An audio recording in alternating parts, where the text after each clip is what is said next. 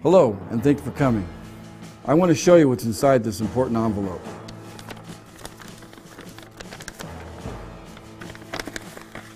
This is a copy of your Bill of Rights.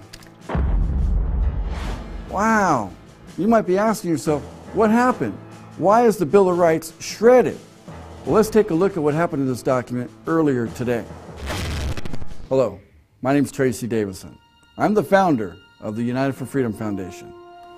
This is a copy of the Bill of Rights. This is by far the best set of limitations placed on government to protect the freedom of mankind.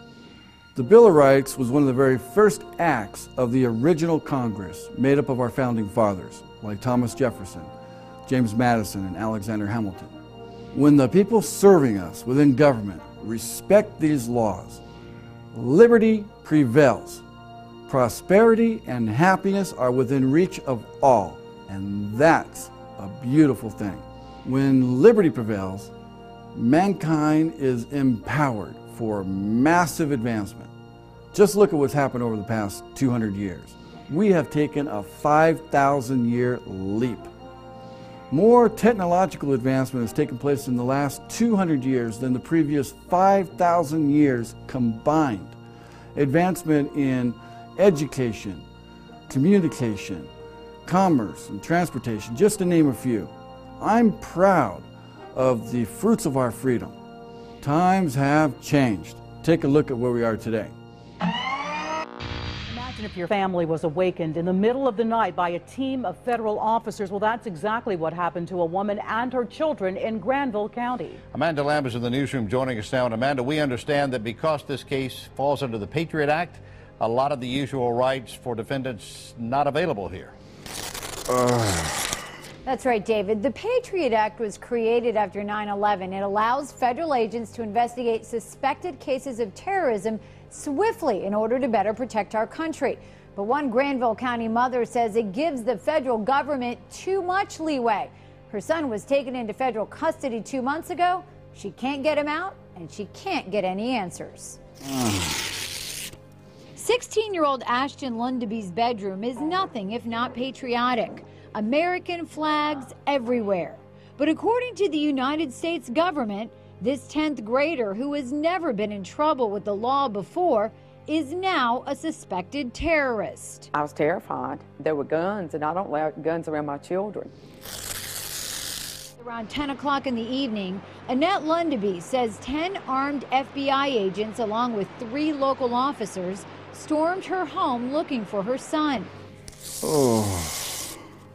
They said that he was being arrested for making numerous bomb threats. Annette Lundeby told the officers that someone stole her son's IP address and used it to make crank calls through the internet, making it look like the calls had originated from her home. She says the FBI's extensive search of her home turned up nothing. The teenager was taken to a juvenile facility in Indiana, where the bomb threat was supposedly made. His mother has had little access to him since his arrest. She says the Patriot Act stripped her son of his right to due process. And we have no rights under the Patriot Act to even defend them, because the Patriot Act supersedes, basically, is superseding the Constitution. All those normal rights are just suspended in the air. Dan Boyce is a former U.S. attorney. It's a new law, and I'm sure there were very, very good intentions. But Boyce believes the Patriot Act has gone too far in some cases, and Ashton Lundeby's may just be one of them. Because there is a gag order in the case, the U.S. attorney in Indiana told us he could not comment, nor could the FBI. The North Carolina Highway Patrol did confirm they assisted the FBI with its operation at the Lundeby home on March 5th. Never in my worst nightmare did I ever think that it would be my own government that I would have to protect my children from. This is the United States, and I feel like I live in a third world country now. Lundeby says this type of case is not what the Patriot Act was intended for. Boyce agrees.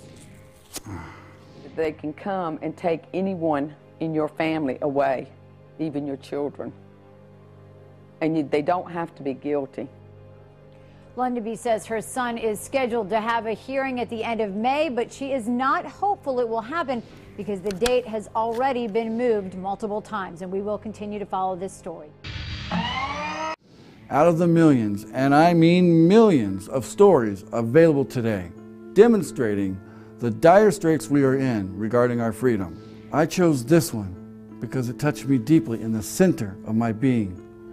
I too have a 16-year-old son, and if they can take away her son, they can take away mine. And like she said, this could happen to anyone, even if they're not guilty.